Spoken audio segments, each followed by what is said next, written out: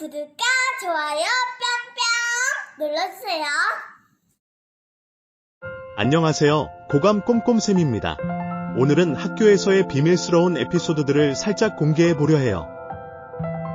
교육 현장에서는 선생님들이 겪는 다양한 슬픔과 기쁨이 엮여 있죠. 이런 숨겨진 이야기들에 공감하신다면 댓글로 여러분의 생각을 나눠주세요. 자, 그럼 학교일지 시작합니다. 67번째 분기탱천 사건입니다. 전북의 한 초등학교 교사인 A씨는 자신의 학생에게 수업 중 규칙 위반에 대해 레드카드를 주고 청소를 시킨 뒤 3년 넘게 학부모들로부터 고소를 당하며 법적 다툼을 겪고 있다. 이 과정에서 법원과 헌법재판소는 A 교사의 무죄를 인정했으나 학부모들은 여전히 소송을 멈추지 않고 있어 A씨의 정신적, 신체적 고통은 깊어만 가고 있다. 전북교원단체와 교육계는 이러한 상황을 악의적인 고소로 규정하고 아동복지법 개정 및 무분별한 아동학대 고소를 방지할 제도적 장치 마련을 요구하고 있다. 이 사건은 2021년으로 거슬러 올라간다. 당시 A 교사는 초등학교 2학년 담임으로 수업 중 규칙을 어기고 수업을 방해한 B씨의 자녀에게 레드카드를 주고 약 14분간 청소를 지시했다. 이 조치는 학생이 수업에 집중할 수 있도록 유도하려는 교육적 목적에서 이루어졌다. 그러나 B씨는 이를 아동학대라고 주장하며 A 교사에 대한 민원을 제기했다. B씨는 자녀에게 청소를 시켰다는 이유로 A 교사의 담임 교체를 요구했고 학교에 20차례 이상 반복적으로 민원을 넣으며 문제를 제기했다. 학교 측은 B씨의 민원을 검토한 후 이를 교권 침해로 판단했다. 교사의 정당한 교육적 행위로 판단된 상황에서 B씨는 이에 불복하며 더 높은 법적 절차로 사건을 끌고 갔다. 사건은 대법원까지 올라갔고 대법원은 학교와 마찬가지로 A 교사의 행위가 교권 침해에 해당하지 않는다고 판결했다. 이 과정에서 A 교사는 자신의 정당성을 법적으로 인정받았지만 B씨는 쉽게 물러서지 않았다. B씨는 대법원 판결 이후에도 멈추지 않고 A 교사를 아동학대로 고소했다. 헌법재판소는 다시 한번 A 교사의 무죄를 인정하고 그의 행위가 아동학대에 해당하지 않는다는 결론을 내렸다. 이로써 법적 절차는 A 교사의 무죄를 명백히 확인했지만 B씨는 포기하지 않았다. 그는 2023년에 들어서도 A 교사를 허위공문서 작성 및 공무상 비밀침해죄로 고소했고 같은 해 4월에는 민사소송을 제기했다. 법적 판결로 여러 차례 무죄가 입증되었음에도 불구하고 계속되는 고소와 민원 제기는 A 교사에게 극심한 스트레스를 안겨주었다. 교사의 일상은 점차 피폐해졌고 수업에 대한 열정은 법적 다툼 속에서 퇴색되었다. A 교사는 어느 순간부터 자신이 학생들을 가르치는 것이 아닌 끊임없이 자신을 방어해야 하는 상황에 놓이게 되었다. 2023년 5월, B씨는 또다시 A 교사를 학교폭력으로 신고했다. 이번에는 2021년 당시 A 교사가 자신의 자녀를 안아주었을 때 갈비뼈에 손상이 갔다며 이를 학교폭력으로 주장했다. 그러나 조사 결과 이 사건 또한 학교폭력으로 볼 수 없다는 결론이 나왔다. 하지만 B씨는 이에 만족하지 않고 다시 행정심판을 제기했다. 이처럼 B씨의 끊임없는 고소와 민원은 A 교사의 정신적, 신체적 건강을 심각하게 위협하고 있었다. A 교사는 교육자로서 학생들을 위한 교육적 결정을 내렸으나 그 대가는 법적 다툼과 지속적인 괴롭힘이었다. 이러한 상황 속에서 A 교사의 슬픔과 절망은 깊어졌고 교사로서의 자긍심마저 크게 흔들리게 되었다. 이 사건은 B씨 한 명으로 그치지 않았다. 2023년에는 또 다른 학부모인 C씨가 A 교사를 상대로 소송을 제기했다. C씨 역시 자신의 자녀가 레드카드를 받고 청소와 까치발을 지시받았다는 이유로 A 교사를 아동학대로 고소했다.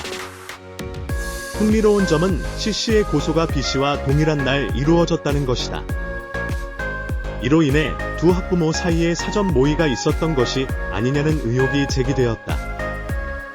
더욱이 두 학부모의 고소 내용이 상당히 유사했다는 점도 의혹을 키웠다.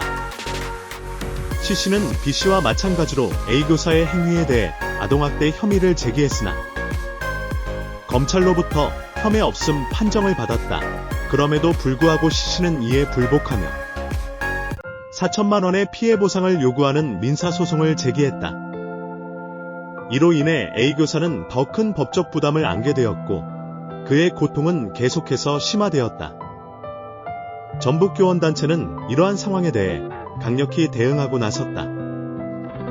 노조는 B씨와 C씨의 고소가 동일한 날짜에 이루어진 점, 고소 내용이 거의 동일한 점 등을 근거로 두 학부모가 사전 모의를 통해 A교사를 괴롭히기 위한 의도를 가지고 있음을 주장했다. 또한 A교사가 이미 수차례 법적 판결을 통해 무죄를 받았음에도 불구하고 반복적인 소송이 제기되고 있다는 점에서 이는 교사에 대한 명백한 악의적 행위라고 지적했다.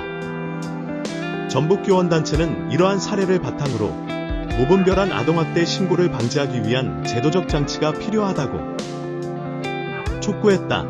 구체적으로 아동복지법 17조 552 개정을 요구하며 고의적이고 지속적인 학대가 아닌 경우에는 아동학대로 간주되지 않도록 법률을 개선해야 한다고 주장했다. 또한 보건복지부에게는 아동학대 혐의가 없는 사건은 경찰 수사 단계에서 종결될 수 있도록 관련 시행령을 마련할 것을 요청했다.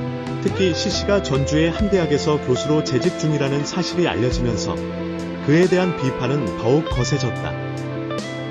C씨는 교육자로서 학생들을 가르치는 위치에 있음에도 불구하고 동료 교육자인 A교사를 상대로 끊임없이 법적 분쟁을 일으키고 있다는 점에서 교육계의 강한 반발을 불러일으켰다. 전북교원단체는 학생을 가르치는 교육자가 같은 교육자를 상대로 무분별하고 악의적인 아동학대 신고를 한다는 것은 도저히 이해할 수 없는 상황이라고 비판했다. 나아가 노조는 전북도교육청에 C씨가 재직 중인 대학에 대한 신입생 진학 협조를 즉각 중단할 것을 요구하기도 했다. 이러한 노조의 주장은 교육자로서의 책임과 윤리를 저버린 C씨의 행동에 대한 강한 비판을 담고 있다. A교사가 겪는 고통은 단순한 개인 간의 갈등을 넘어 교육자의 신분으로서의 윤리적 문제로까지 확대된 것이다. 이번 사건에서 가장 큰 피해자는 단연 A교사다. 학생들을 교육하기 위해 정당한 교육적 조치를 내렸음에도 불구하고 그는 3년이 넘는 시간 동안 법적 분쟁에 시달려왔다. A교사는 자신의 정당성을 법적으로 인정받았지만 끊임없는 고소와 민원 제기로 인해 정신적, 신체적 고통에 시달리고 있다. 교사로서의 자부심은 점차 사라져갔고 법적 다툼 속에서 자신의 정체성과 사명감을 잃어가는 A교사의 슬픔은 깊어만 갔다.